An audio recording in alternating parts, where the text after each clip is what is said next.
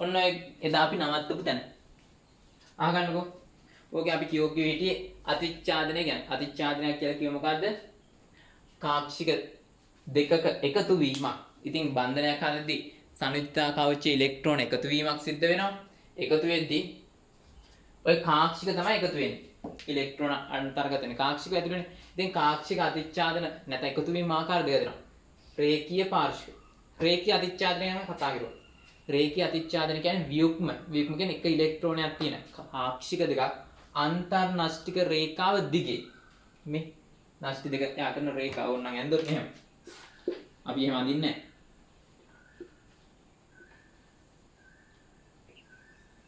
අන්තර්නෂ්ටික රේඛාව දිගේ ඇති වෙන එකට කිව්වා රේඛීය අතිච්ඡාදනය. ඉතින් රේඛීය අතිච්ඡාදනයකින් ඇති වෙන සහසංයෝජ බන්ධනය කියනවා සිග්මා බන්ධනයක් කියලා. අපි ඔය ටික කියලා තියෙන්නේ පාර්ශ්වික අතිච්ඡාදනය තියෙන්නේ. ලියන මාතෘකාව පාර්ශ්වික අතිච්ඡාදනය.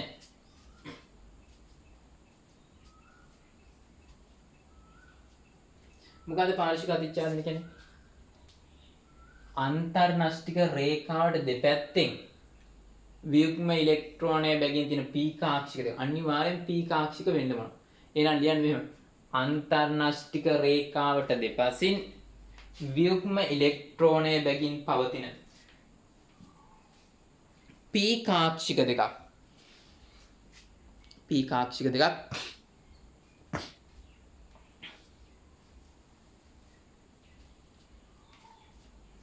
අතිච්ඡාදනය වීම පාර්ශ්වික අතිච්ඡාදනය නම් වේ. ඊට පස්සේ ඔය පාර්ශ්වික අතිච්ඡාදනයෙන් හින්දා ඇති වෙන සහසංයෝජ බන්ධනයේ නමක් කියනවා ෆයි බන්ධනය. ලියන්න තරුවත් අර පාර්ශ්වික අතිච්ඡාදනයක් නිසා ඇතිවන සහසංයෝජ බන්ධනය ෆයි බන්ධනයක් නමින් හඳුන්වයි. පාර්ශ්වික අතිච්ඡාදනයක් නිසා ඇතිවන සහසංයෝජ බන්ධනය ෆයි බන්ධනයක් නමින් හඳුන්වයි. හරි. අඳගන්නකො මෙන්න මේක.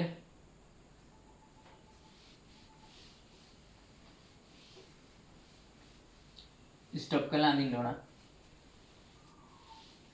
මේ මොකද්ද? නම් කරගන්න අන්තර්නෂ්ටික රේඛාව මේක මේ ෆයි බන්ධනය.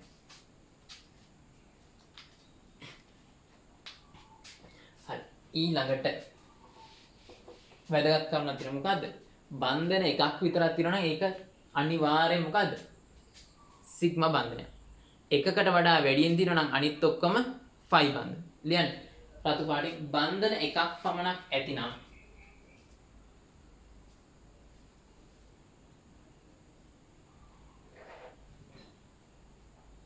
බන්ධන එකක් පමණක් ඇතිනම් එය සිග්මා බන්ධනයකි.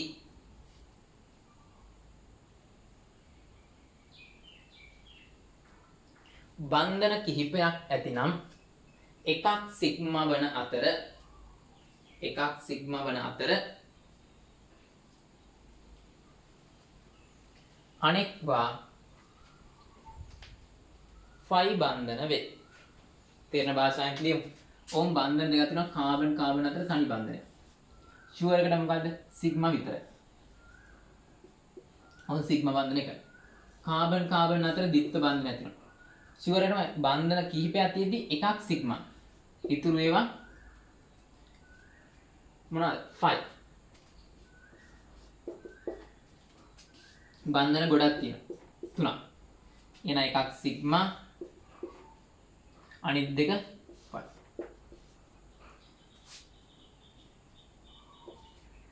හරි අඳගන්නකො. ඉක්මනට ස්ටොප් කරලා අදින්න.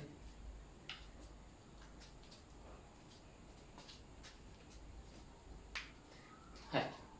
ලියන්න පුංචි ප්‍රශ්නයක්. පහත දැක්වෙන සංයෝගයේ සිග්මා බන්ධන හා ෆයි බන්ධන ගණන සොයන්න. පහත දැක්වෙන සංයෝගයේ සිග්මා බන්ධන හා ෆයි බන්ධන ගණන සොයන්න.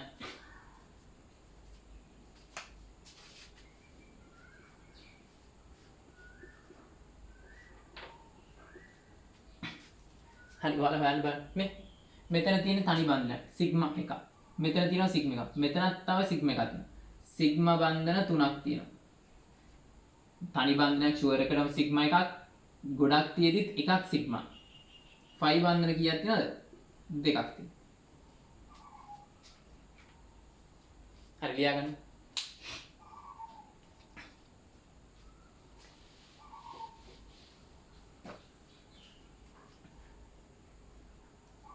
ඊළඟට ඔය බන්ධන වර්ග දෙකෙන් සිග්මා බන්ධනයේ පවර් එක වැඩි. සහසංයු බන්ධනයේ 5 බන්ධනයේ පවර් ටික අඩුයි. ඇයි පැත්තෙන්නේ? කෙලින්ම බැඳෙනවට වඩා පැත්තෙන් බැඳෙද්දි පවර් එක අඩුයි. ලියන්න මෙන්න එහෙම. රතු පාටින්. සාමාන්‍යයෙන් සිග්මා බන්ධනයක ප්‍රබලතාව 5 බන්ධනයකට වඩා වැඩි අගයක් ගනී. 5 බන්ධනයකට වඩා වැඩි අගයක් ගනී.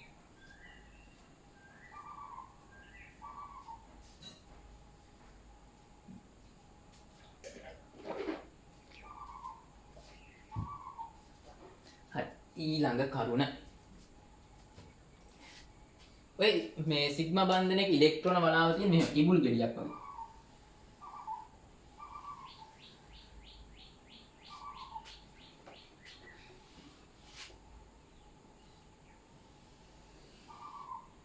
මේ නෂ්ටිය මේ අන්තර්නෂ්ටික රේඛාව මේක මේ හරිය ඉලෙක්ට්‍රෝන ඝනත්වය වැඩි. ඉබුල් ගෙඩිය පැණිකොල් දාන්නේ මැද්ද වැඩිනේ වටේ අඩුයිනේ. ඒ වගේ තමයි ඉලෙක්ට්‍රෝන වලාව. ලියන්න. සිග්මා බන්ධනයක ඉලෙක්ට්‍රෝන පැතිරී යාම සැලකූ විටදී අන්තර්නෂ්ටික රේඛාවේ මැද හරියේ වැඩි E ඝනත්වයක් පෙන්වයි. හරි අඳ ගන්නකෝ. මේ මොකද්ද මේ මැද්දේ කළු පාටිර අන්තර්නෂ්ටික රේඛාව.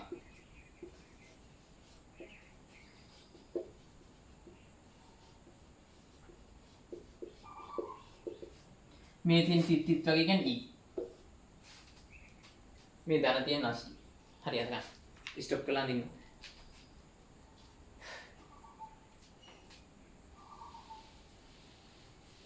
මම ස්ටොප් කරනවා කියද්දි මම නවත්ත ගන්න ඕනේ නැත්නම් හරියන්නේ. ඊට පස්සේ ඕන් දැන් මම කතා කරන්න යන්නේ ඔය බන්ධන නිරූපණය සංයෝග නිරූපණය කරන විදිහට තිත් කතිර සටහන්. කියන්නේ මාතෘකාව ලොවිස් තිත් කතිර සටහන් ඇඳීම.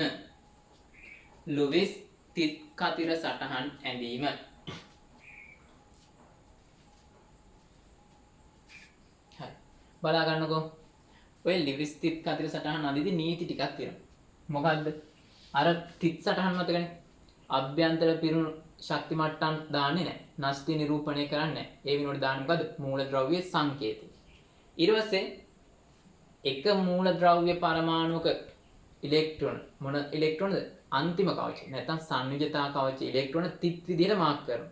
එයා එහෙම මාක් කරුවොත් යාබද පරමාණු. එයා ළඟින්ම ඉන්න අනිත් එකා මොකද වෙන්නේ? කතර විදිහට මාක් කරන්න ඕනේ. ඊට පස්සේ අෂ්ටක නියමයට අනුව තමයි බන්ධනය හදන්නේ. අෂ්ටක නියමය කියන්නේ මොකද්ද? ඕනම පරමාණුවක්. හැබැයි හයිඩ්‍රජන් හැර ඕනම පරමාණුවක් ඉලෙක්ට්‍රෝන 8ක් තියාගන්න කැමති යාගේ ඉලෙක්ට්‍රෝන වලාවේ. ඉතින් ඒ හින්දා එයා මොකද ඉලෙක්ට්‍රෝන ගන්න හරි හවුලේ තියාගන්න හරි try කරනවා. අපි ලියමු ඔය ටික. යන් ලුයිස් තිත් කතිර සටහන් ඇඳීම.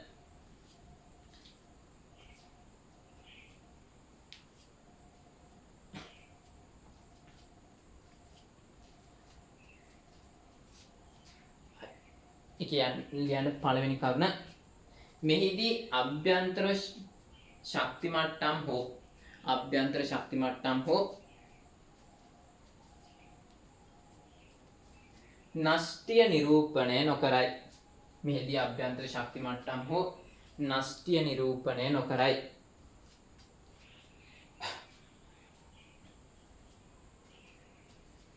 ඒ වෙනුවට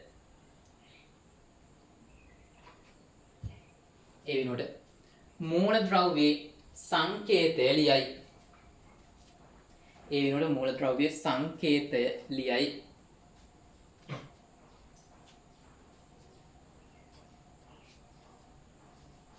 ඊළඟට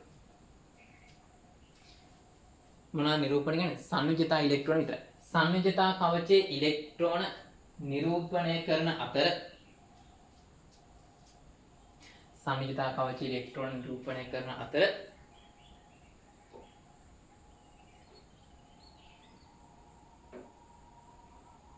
එක් පරමාණුවක ඉලෙක්ට්‍රෝන තිත් ආකාරයට නිරූපණය කළහොත්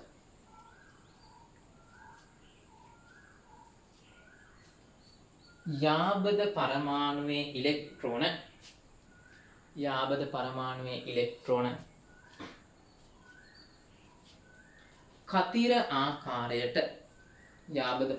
ඉලෙක්ට්‍රෝන කතිර ආකාරයට නිරූපණය කරයි.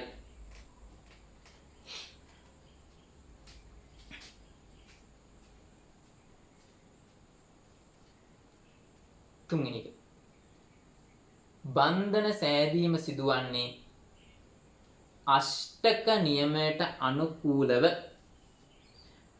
සෑදීම සිදුවන්නේ අෂ්ටක නියමයට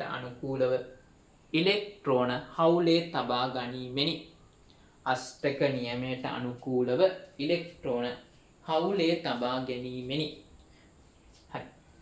මොකක්ද අෂ්ටක නියමය කියන්නේ කියලා ලියන්න. අෂ්ටක නියමය. ඔබ බලන්න හයිඩ්‍රජන් ඉන්නවා. හයිඩ්‍රජන් ඉලෙක්ට්‍රෝන එකයිනේ. ඌ එක ඉලෙක්ට්‍රෝනයකට තව ඉලෙක්ට්‍රෝනයක් තියාගෙන ඉලෙක්ට්‍රෝන දෙකක් තියාගන්න. මොන මොඩල් එකද යන්නේ? හීලියම් මොඩල් එකට එනවා. ඒ හින්දා හයිඩ්‍රජන් ගන්න එක ඉලෙක්ට්‍රෝනයක් හවුලේ තියාගන්න. හැබැයි ඔක්සිජන් ඉන්නේ 6 වෙනි කාණ්ඩේ. 8ක් හදාගන්න ඉලෙක්ට්‍රෝන කීයක් වුණාද? 2ක් වුණා. ඒ හින්දා ඔක්සිජන් හවුලේ තියාගන්න ඉලෙක්ට්‍රෝන ගන්න කීයද? 2යි. මෙහෙම ගන්නවා කියලා දාන්න බෑ. හවුලේ තියාගන්නවා කියලා දාන්න හරිනවා. ඊට පස්සේ කාබන්ගේ තියෙන 4යි. එහෙනම් 8ක් හදන්න ඌ කීයක් ඕනද? 4ක්. නයිට්‍රජන්ගේ 1යි 2යි 3යි 4යි 5යි. 5ක් තියෙනවා නම් 8ක් හදන්න කීයක් ඕනද? 3ක්. ඕම් හවුලේ තියාගන්න ඉලෙක්ට්‍රෝන ගන්න. ඒ හින්දා ඔන්න ඕකට කියනවා අෂ්ටක නියමය. මොකද්ද? හයිඩ්‍රජන් හැර ඉතිරි මූලද්‍රව්‍ය සංයුජතා කවචයේ ඉලෙක්ට්‍රෝන 8ක් තියාගන්න කැමති. මෙයා 8ක් තියාගන්න කැමති. ඒ හින්දා 8ක් හදන්න ඕන මදි ඉලෙක්ට්‍රෝන. දැන් 8ක් හදන්න කියන්නේ මෙතන මදි කීයද? 2යි. මෙතන මදි කීයද? 4යි. මෙතන මදි කීයද? 3යි. ඒ 8ක් හදාගන්න ඕන ප්‍රමාණය ඉලෙක්ට්‍රෝන ප්‍රමාණයක් එයා මොකද කරන්නේ? හවුලේ තියාගන්නවා. කියන්නේ හයිඩ්‍රජන් හැර ඉතිරි මූලද්‍රව්‍ය සංයුජතා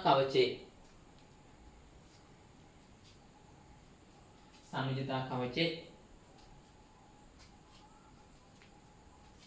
ඉලෙක්ට්‍රෝන 8ක් තබා ගැනීමට කැමැත්තක් පෙන්වයි. සංයුජතා කවචයේ ඉලෙක්ට්‍රෝන 8ක් තබා ගැනීමට කැමැත්තක් පෙන්වයි. එම නිසා ඉලෙක්ට්‍රෝන 8ක් සෑදීමට අවශ්‍ය අමතර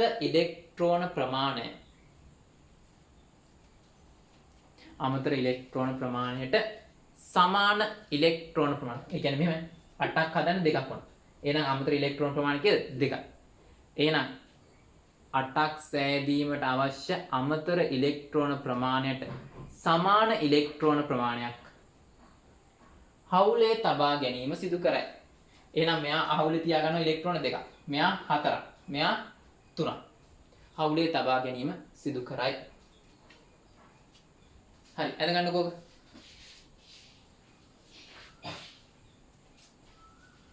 ස්ටොප් කරලා දින්න. හරි. ඇඳලා ඉවරනාට පස්සේ මේක ලියන්න. හයිඩ්‍රජන් එක ඉලෙක්ට්‍රෝනයක් පමණක් හවුලේ තබාගෙන හයිඩ්‍රජන් එක ඉලෙක්ට්‍රෝනයක් පමණක් හවුලේ තබාගෙන හීලියම් වල ස්වරූපය හීලියම් කියන්නේ මොකද්ද? ඉලෙක්ට්‍රෝනගේ ඉලෙක්ට්‍රෝන දෙකක් තියෙනවා මෙතනත් ඉලෙක්ට්‍රෝන දෙකක් තියෙනවා හවුලේ තිබ්බහම හීලියම් වල ස්වරූපය ලබා ගනි. හීලියම් වල ස්වරූපය ලබා ගනි. හරි. ඔන්න ඒ කතාව හරි.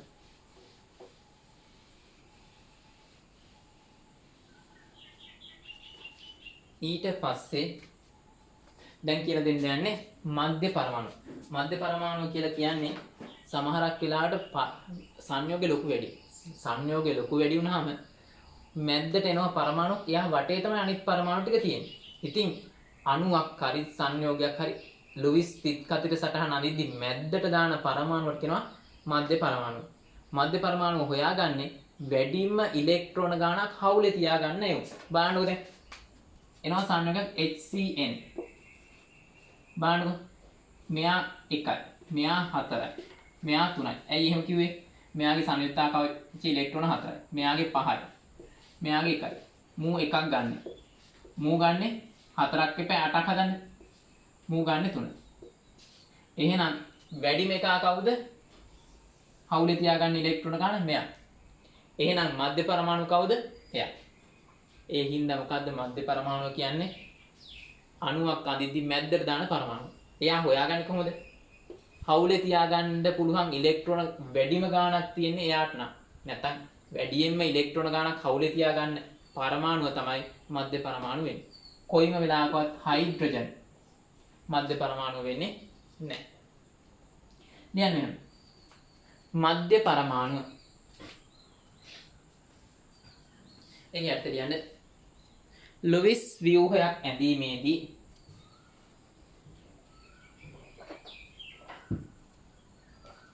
ලුයිස් ව්‍යුහයක් ඇඳීමේදී ව්‍යුහයේ මැදට භාවිතා කරන පරමාණුව ව්‍යුහයේ මැදට භාවිතා කරන පරමාණුව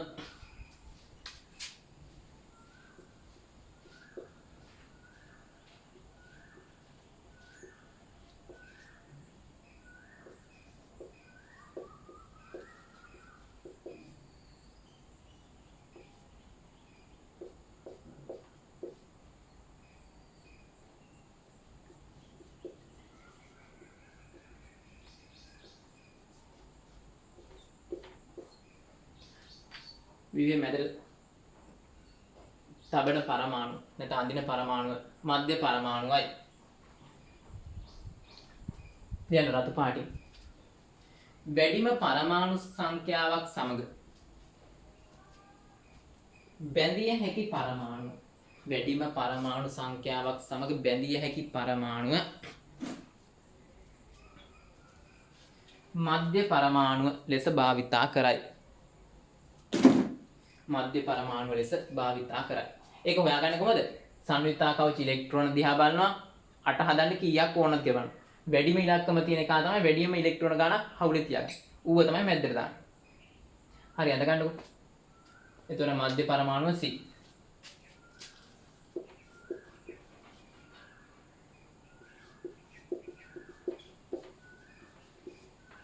හරි.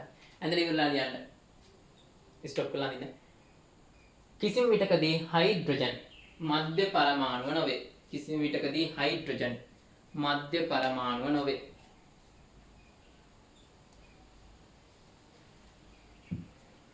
හරි. අපි දැන් ඉතින් ලුයිස් ව්‍යුහ ටිකක් අනිත් ලුයිස් ව්‍යුහ නෙමෙයි සෝරි තිත් කතර සටහන් ටිකක්. මෙයාගෙම පටන් ගමුකෝ.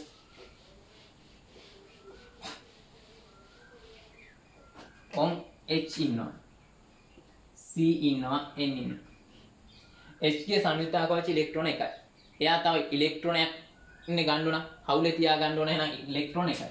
ඕම් H ගේ ඉලෙක්ට්‍රෝනේ දුන්නා. මෙයාගේ තිත් විදිහට මාක් කළොත් මෙයාගේ කතිර 4. කාබන් සංයුක්තාකාශ ඉලෙක්ට්‍රෝන 4යි. තව 4ක් ඒ කියන්නේ හවුලේ තියා ගන්න පුළුවන් ඉලෙක්ට්‍රෝන 4ක්. දැන් මෙතන එකක් හවුලේ තියානේ. තව කීයක් ඕනද? 3ක් ඕන. එහෙනම් මේ 3 දැම්ම මෙතෙන්ට. එයා 3ක් දුන්නොත් මෙයාට මොකද දෙන්න ඕන? 3ක් දෙන්න ඕන. 1 2 3යි නයිට්‍රජන් සංයුක්තාකාශ ඉලෙක්ට්‍රෝන 5ක් තියෙනවා. අමතර ඉලෙක්ට්‍රෝන දෙකක් ඉතිරෙනවා. ඒ දෙක ළඟින් දාන්න. කාබන්ගේ සංයුක්තාකාශ ඉලෙක්ට්‍රෝන 4 හරි. ඕම් 1. ඊට පස්සේ පුංචි දෙයක් කියන්න.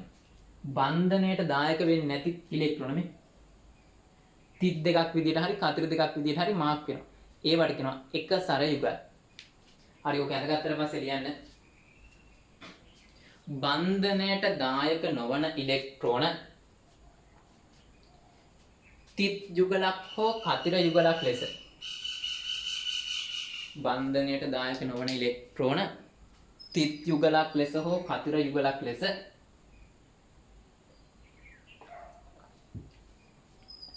එක් එක් පරමාණුව මත යෙදීම සිදු කරයි.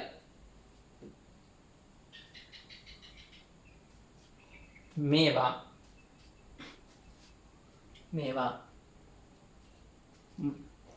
එක සර යුගල නම් වේ.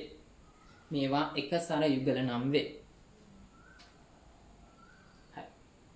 ඔව් මෙතන දින එක සර යුගල. නේ. දැන් උදාහරණ ටිකක් මම කරන්න යන්නේ. CO2 සාමාන්‍ය කාබන්ගේ බැඳෙන පුළුවන් ගාන 4යි. ඔක්සිජන්ගේ 2යි. එහෙනම් වැඩිම එක්කෙනා කවුද? කාබන්. කාබන් තමයි පාවිච්චි වෙන්නේ. එහෙනම් මැද්දට දැම්ම කාබන් දෙපැත්තට ඔක්සිජන්ල දැම්ම. ඔක්සිජන් හවුලේ තියාගන්න ඉලෙක්ට්‍රෝන ගාන 2යි. ඔක්සිජන් උන් කතර 2ක් දුන්නා. එහෙනම් මෙයා 32ක් දෙන්න ඕනේ.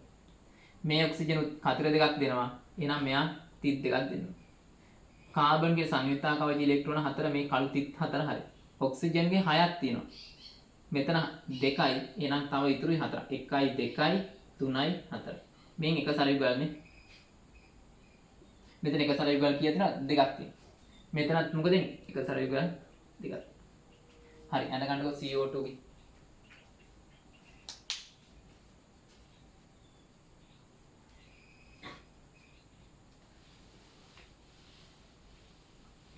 ඊට පස්සේ HNO3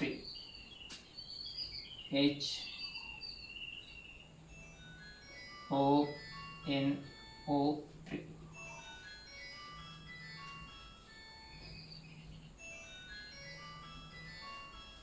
නෑ HNO2 ගන්න.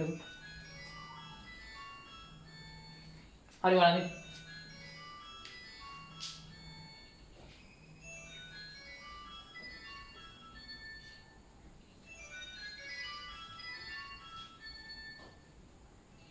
මෙන්න මේ කෝල් එක.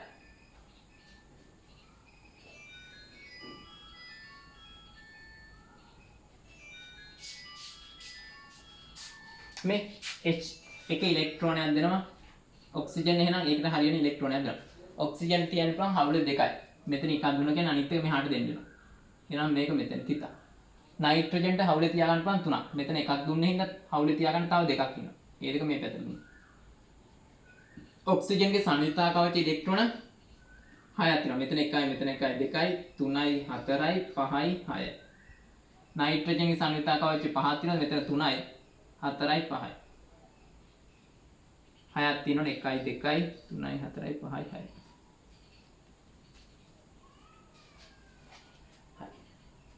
ඊට පස්සේ උන් හයිඩ්‍රසින්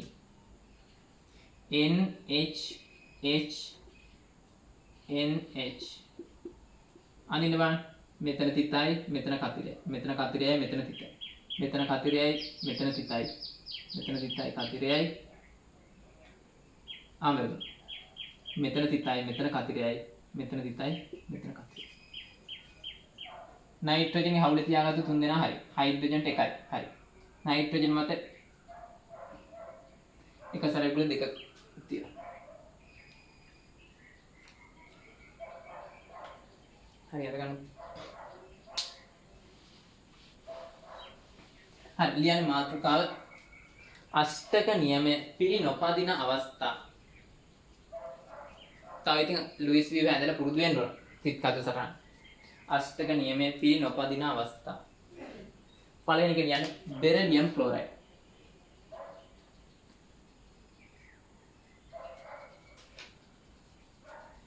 बेरिलियम संयुक्ता कवच इलेक्ट्रॉन 2යි ක්ලෝරින් ගේ 2යි සෝරි ක්ලෝරින් ගේ 7යි හවුලේ තියා ගන්න වෙනවා 1ක් එහෙනම් ක්ලෝරින් එකක් දෙනවා එහෙනම් මෙයා එකක් දෙන්නේ එහෙනම් මෙයා එකක් දෙනවා මෙයා එකක් දෙනවා 7ක් තියෙන හින්දා උන් 6ක් අඳින්න දෙනවා විටි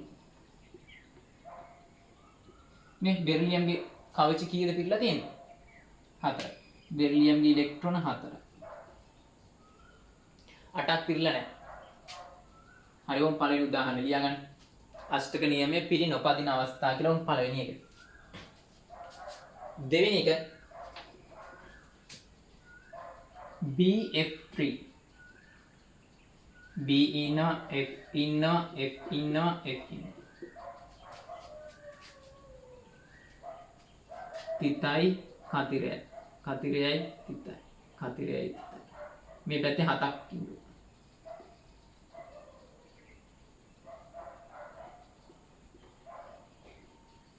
මෙයාගේ පිරලා තියෙන කීයද? 6යි. 8ක් පිරලා නැහැ. ඒවට කියන අපි හිස් කාක්ෂික තියෙන සංයෝග. හිස් කාක්ෂික තියෙන සංයෝග නැත්නම් ඉලෙක්ට්‍රෝන ඌන සංයෝග කියලා කියනවා. අර ගන්නකෝ. ඊට පස්සේ තමයි හොඳම දෙක එන්නේ.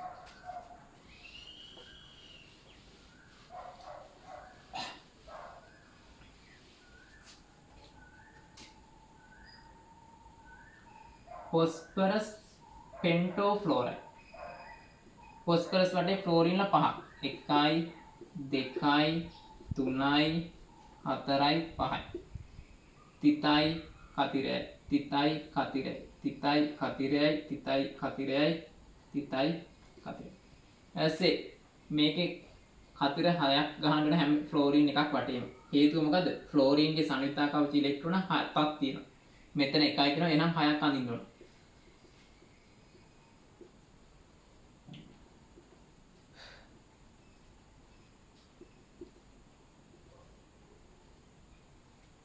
ෆ්ලෝරින්ගේ සංයුක්තා කවච ඉලෙක්ට්‍රෝන කීයක් තියෙනවද? 1යි 2යි 3යි 4යි 5යි ඒ වගේ දෙගුණයක් 10යි.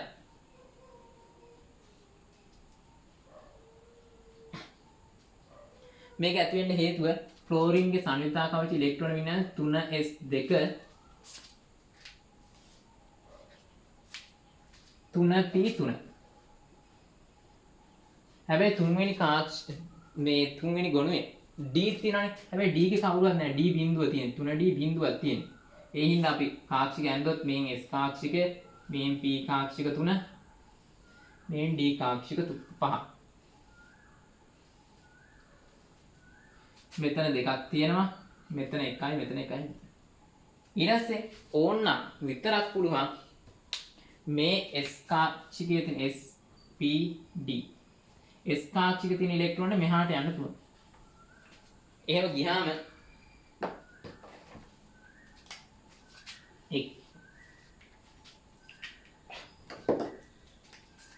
මෙතන 1යි 2යි 3යි 4යි 5යි 6යි 7යි 8යි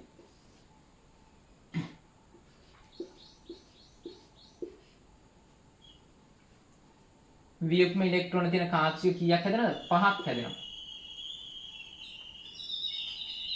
ඒ හින්දා මේ කාක්ෂික 5ට අර ෆ්ලෝරින් ලගේ හම්බෙන ඉලෙක්ට්‍රෝන එක ගානේ හවුලේ තියාගන්න පුළුවන්. ඔන්න ඕකයි මෙතන වෙන හේතුව. බලන්නකො හොඳට. සාමාන්‍යයෙන් අපිට පේන්නේ මොකද්ද? P3 නැත්නම් PF3. හේතුව මොකද්ද? මෙතන සාමාන්‍ය විදියට එයා හිටියොත් මොකද වෙන්නේ? 1යි 2යි 3යි. වියුග්ම කාක්ෂික 3යි. එහෙනම් හවුලේ තියාගන්නත් පුළුවන් 3යි. හැබැයි එයාට ඕනනම් D කාක්ෂික තියෙන හින්දා එක එක්ක එළියට යවන්න පුළුවන්. ඕරියන සැක වෙනවා. සැක ගුණ අවස්ථාවට පත් වෙනවා කියලා කියනවා. සැක ගුණොත් එහෙම මොකද වෙන්නේ? වියුග්ම ඉලෙක්ට්‍රෝන 5ක් හදා ගන්න පුළුවන් හින්දා මේ විදියට P5 ෆොඩලයක් හදා ගන්න පුළුවන්. හරි. ලියන්න මෙන්න එහෙම. phosphorus වලට D කාක්ෂික පවතින නිසා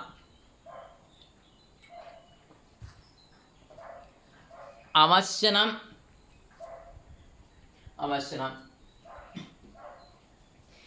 S කාක්ෂිකයේ පවතින එක ඉලෙක්ට්‍රෝනයක්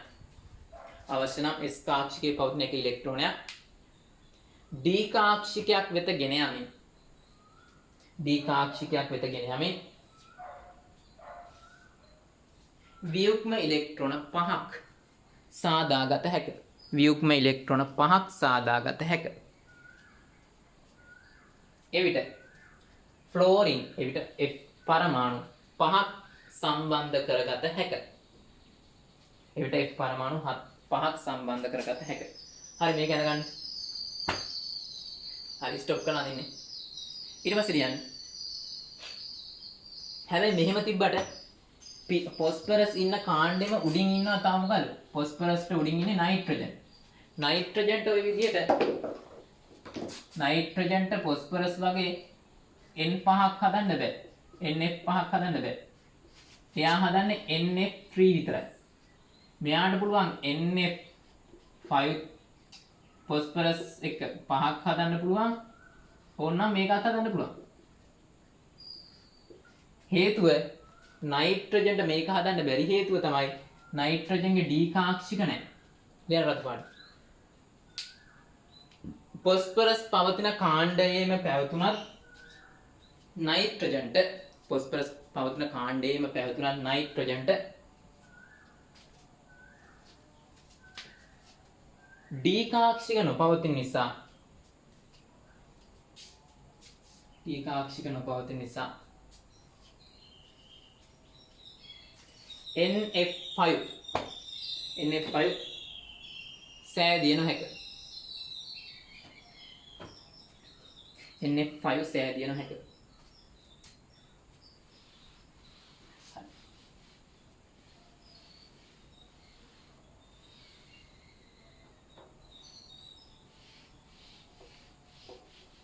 යන අන්තිම එක අෂ්ටක නියම පිළිපදින්නේ නැති SF6 එකයි දෙකයි තුනයි හතරයි පහයි හයයි මෙයාගේ එකයි මෙයාගේ එකයි මෙයාගේ එකයි මෙයාගේ එකයි මෙයාගේ එකයි මෙයාගේ කතිරයයි කතිරයයි කතිරයයි කතිරයයි කතිරයයි කතිරයයි තිතයි තිතයි තිතයි තිතයි තිතයි හතක් අඳින්න හයක් අඳින්න බෑ මේ පැත්තට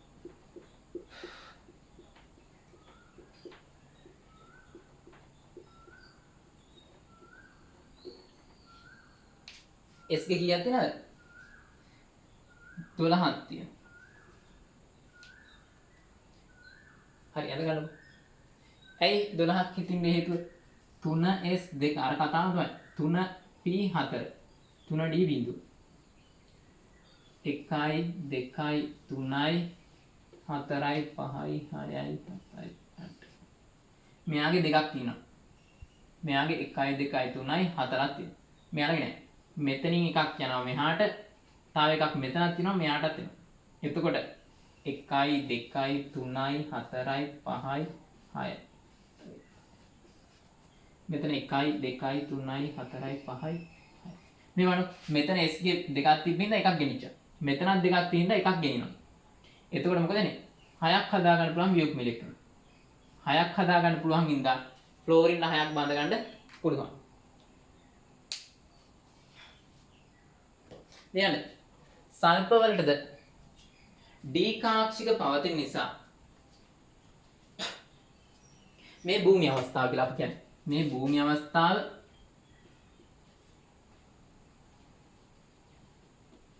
මේ සැකබුණු අවස්ථාව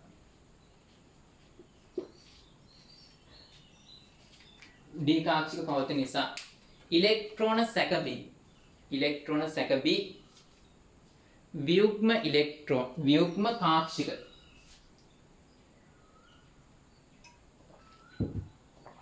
හයක් සාදාගත හැක වියුග්ම කාක්ෂික හයක් සාදාගත හැක වියුග්ම කාක්ෂික හයක් සාදාගත හැක එම නිසා ෆ්ලෝරින් 6ක් බැඳිය හැක එම නිසා ෆ්ලෝරින් 6ක් බැඳිය හැක හරි මේක අඳගන්න මේ ලියන්නේ මොකද සල්පවල ඉලෙක්ට්‍රෝන වින්‍යාසය සල්පවල E වින්‍යාසය සංයුතිතා කවච සල්පවල E වින්‍යාසය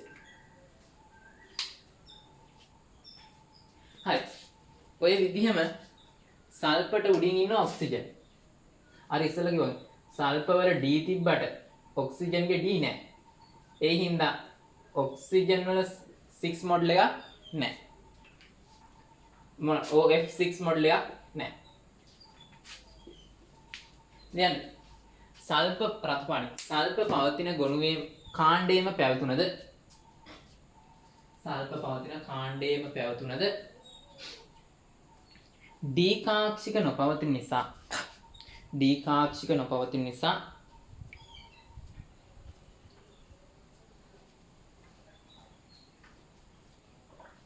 ඔක්සිජන්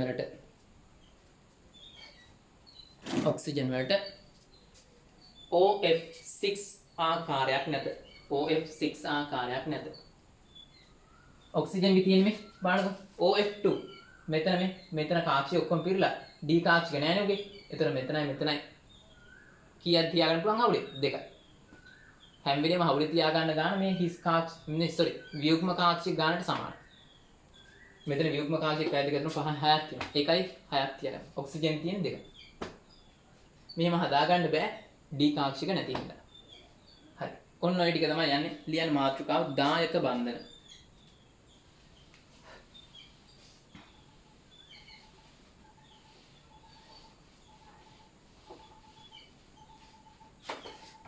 මෙච්චරලා කතා කරේ හවුලේ තියාගන්න එකක් ගැනනේ.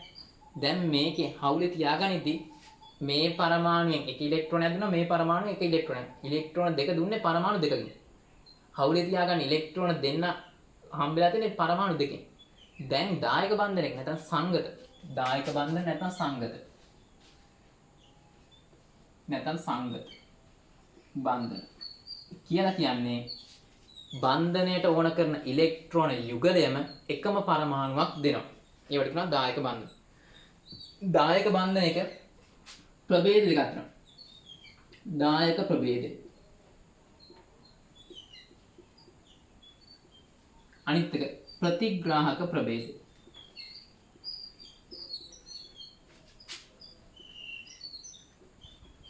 දායක ප්‍රභේදය කියලා කියන්නේ බන්ධනයට ඕන කරන ඉලෙක්ට්‍රෝන යුගලයම දෙන එක. දැන් යුගලෙම අනිකෙක් දෙනවා කියන්නේ බන්ධනට අවශ්‍ය ඉලෙක්ට්‍රෝන යුගලය දෙන එක.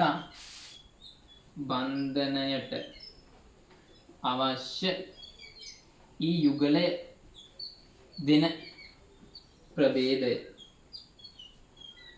දායක ප්‍රභේදය. එහෙනම් මෙයා මොකද ලබා ගන්න ප්‍රතිග්‍රහණය. යුගලය ලබා ගන්න. යුගලය ලබා ගන්න ප්‍රභේදය. ඉතින් මෙයාලා දෙන්නගේ විශේෂ ලක්ෂණ දෙකක් තියෙනවා හොයා ගන්න ක්‍රමය. දායක ප්‍රභේදයක් වෙනනම් ප්‍රධාන කරන ඉලෙක්ට්‍රෝන තියෙනවා. ඒ හින්දා එක සර යුගල් දෙනවා. රතු පාටි මේක එක සර යුගල් තිබිය යුතුයි.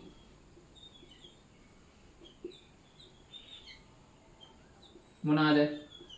ඇමෝනියාගේ තියෙනවා එක සර යුගල්. ජලයේ තියෙනවා එක සර යුගල් දෙකක්ම. ඔන්න ඒ වගේ එක සර යුගල් තියෙන සංයෝග වෙන්න ඕන.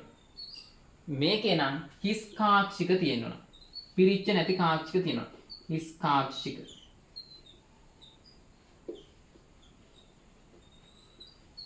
මොනවාද මේ හිස් කාක්ෂික තියෙන මාන ටිකට කලින් කිව්වා ඉලෙක්ට්‍රෝන පිරෙන්නේ නැති ඒවා ඌණ සංග BF5.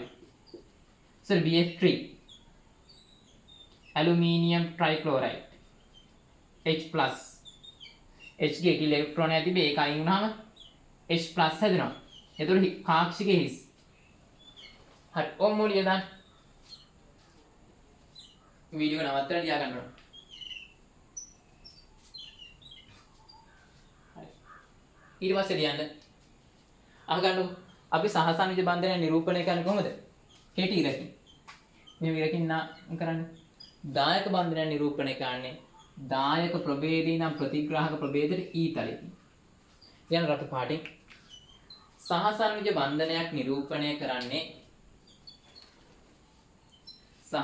බන්ධනයක් නිරූපණය කරන්නේ කෙටි ඉරකින් වේ. සහසන්විත බන්ධනයක් නිරූපණය කරන්නේ කෙටි ඉරකින් වේ.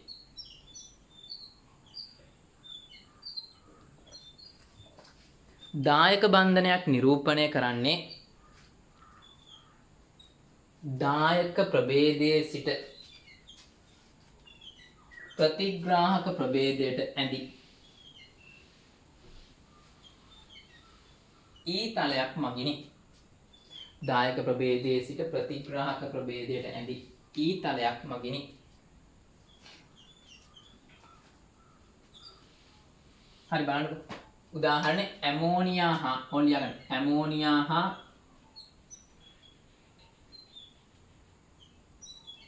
BF3 ඇමෝනියා හා BF3 අතර දායක බන්ධන නිරූපණය කිරීම. ඕන් දෙන්නා වෙන වෙනම ඇන්තම. ඊට පස්සේ දායක බන්ධන නිරූපණය කරනවා කිය මොකද? කෙටි ඊතලයක ඉන්නේ. නිරූපණය කරන්නේ එහෙනම් N ඉන්නවා H H H මේ එක සරයකුල මෙයාට දෙනවනේ. දුන්නාම අපි ඒක පෙන්වන්නේ නැහැ. මේ බන්ධන වල තියෙන මේ ඉලෙක්ට්‍රෝනික වල පෙන්වන්නේ නැහැනේ. ඒ වගේ මෙතනත් එක සරයකුලේ තියෙන්නේ එහෙම ඊතලේ ගහන්න නිකන් අසභ්‍යය වගේ නේද? ඒ හින්දා වෙන එකක් හේනවනේ. ඒ හින්දා එක සරයකුලේ නැහැ. නිකන් දායක ප්‍රභේදී නම් ප්‍රතිග්‍රාහක ප්‍රභේදයට ඊතලයක් විතර. හරි. උදාහරණයක් දෙන්න.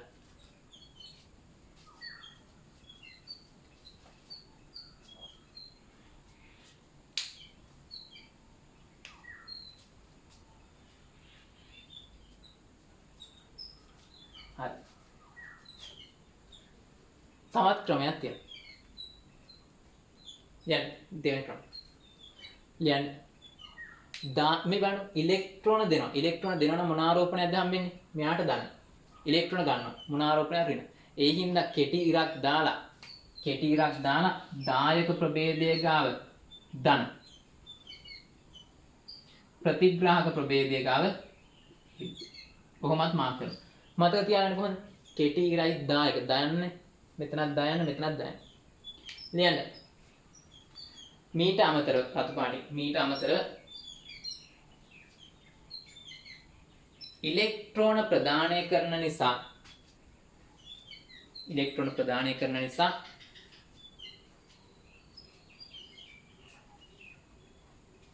දායක ප්‍රභේදයට ධන ආරෝපණයක්ද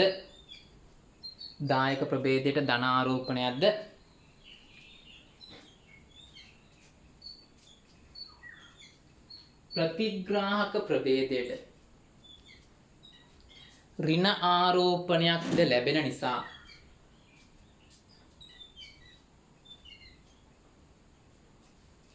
කෙටි ඉරක් දමා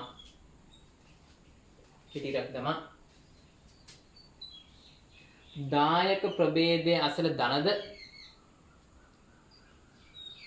ප්‍රතිග්‍රාහක ප්‍රභේදයේ අසල ඍණද දැමීම සිදු කරයි. මෙන්න මේක ලියගන්න. හරි. ඒ හින්දා මාක් කරන්න පුළුවන් තව විදියක් තියෙනවා මේ ඊතලේ නෑ. ඉර දැම්මා මේකේ ධන මේකේ ඍණ. හරි උදාහරණ මේකත් ගන්න. ක්‍රම දෙකම හරි. ඊතලේ දාන එකත් හරි ඔක දාන එකත් හරි.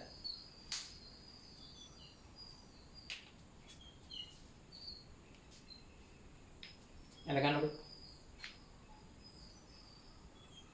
ඊළඟ මාතෘකාවක් ලියන්නේ. දායක බන්ධන වල තිත් කතිර සටහන්. හරි බලන්න. දායක බන්ධනයක් හදනවා A කියන දායක ප්‍රභේදය. මෙයා දායක ප්‍රභේදය.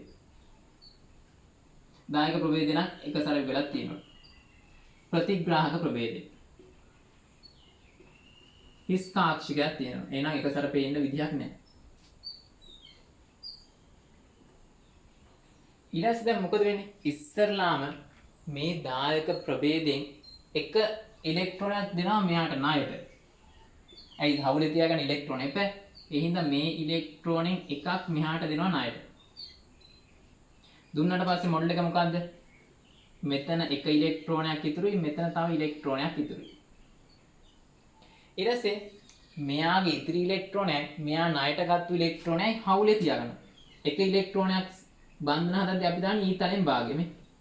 ඊතලෙන් භාගෙ. A දෙන්න එකතු වෙලා A B අතර දායක බන්ධනයක් හැදෙනවා. සහසංයෝජ බන්ධනයක් මොඩල් එකම තමයි වෙනසකට තියෙන මේ එක්කෝ තිත් දෙකක් එන්නේ එක්කෝ කතර දෙකක්. තිතයි කතරයයි එන්නේ නැහැ. සහසංයෝජ බන්ධනයක් නම් සහ සංයෝජන නම් තිතකුයි කතිරකුයි. දායක නම් එක්කෝ තිත් දෙකක් හෝ නැත්නම් කතිර දෙකක්. හේතුව මොකද්ද? එකම පරමාණුවෙන් තමයි ඉලෙක්ට්‍රෝන දෙන්නේ.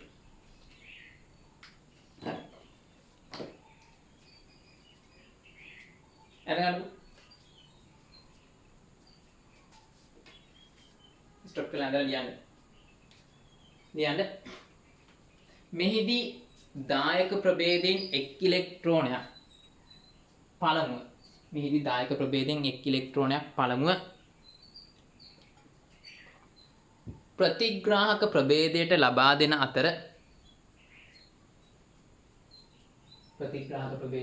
අතර දායක ප්‍රභේදයේ ඉතිරි ඉලෙක්ට්‍රෝනයත් ප්‍රතිග්‍රාහක ප්‍රභේදයට ලබා දුන් ඉලෙක්ට්‍රෝනයත් හවුලේ තබා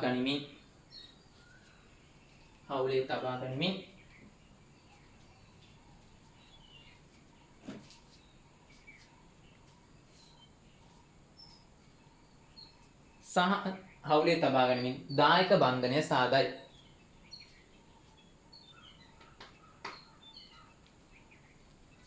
රතු පාටින් කියන්න. දායක බන්ධනයකදී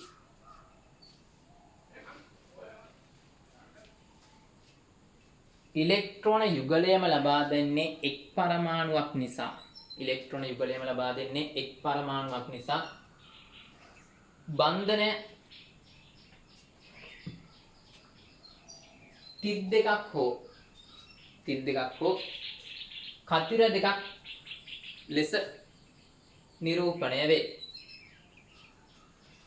හෝ කතිර දෙකක් ලෙස නිරූපණය වේ. වරහණ ලියන්න. සහ සංයෝජන නම් තිතයි කතිරයයි නිරූපණය වේ. හරි අද ගන්නකො මේක.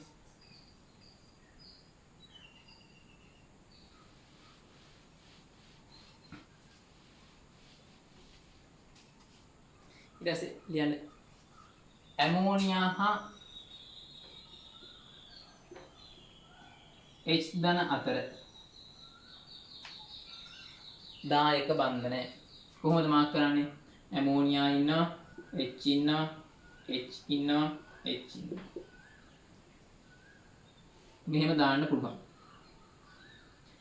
නැත්නම් කාට හරි පුළුවන් H1 N1 H1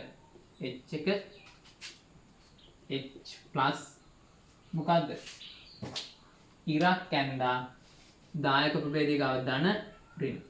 හැබැයි මෙතන ධනයි ඍණයි මොකද වෙන්නේ? කැන්සල් වෙලා යනවා. මෙතන ධන ඍණ කැන්සල් වෙලා ගිහින් මොකද වෙන්නේ අන්තිමට? H N H මෙතන ධන එකක් එනවා, මෙතන H එකක්.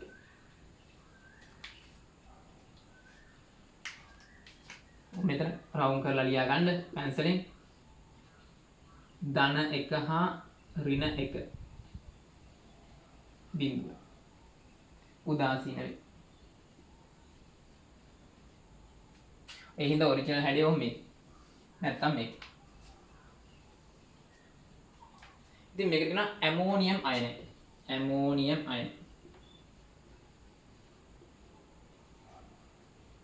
NH4+ මේකේ දායක බන්ධනේ මේක කියලා අපිට ෂුවර් කරම කියන්න බෑ. මෙයා කියන්නත් බෑ. මෙයා අපිට කියන්න බෑ දායක බන්ධනයක් තියෙනවා. හැබැයි කවුද කියලා කියන්න බෑ. දායක බන්ධනේ මෙයා ඉදි සහ සමජ මොඩල් එකක්මයි. හිතා ගන්න බෑ කවුද කියලා. ඒ හින්දා අපිට කියන්න පුළුවන් දායක බන්ධනයක් තියෙනවා කියලා විතරයි. කවුද මෙයාම කියලා කියන්න බෑ මේ විදියට තියෙද්දි. මෙතන නම් ඔයගොල්ලන්ට ටස් කරලා කිව්වේ. ලියන්න. ඇමෝනියම් මේක යටින් ලියන්න. ඇමෝනියම් වල දායක බන්ධනයක් පවතී යයි කිව හැකි නමුත් ඇමෝනියම් වල දායක බන්ධනයක් පවතී යයි කිව හැකි නමුත් ඒ කුමන ස්ථානයේ මේකද කියන්න බෑ. කුමන ස්ථානයේ කුමන බන්ධනයේදයි නිවැරදිවම කිව නොහැක. කාට හරි කියපුවා මේක තමයි. ඒ හරි වෙන්නත් පුළුවන් වැරදෙන්නත් පුළුවන්. හරියටම කියන්න බෑ.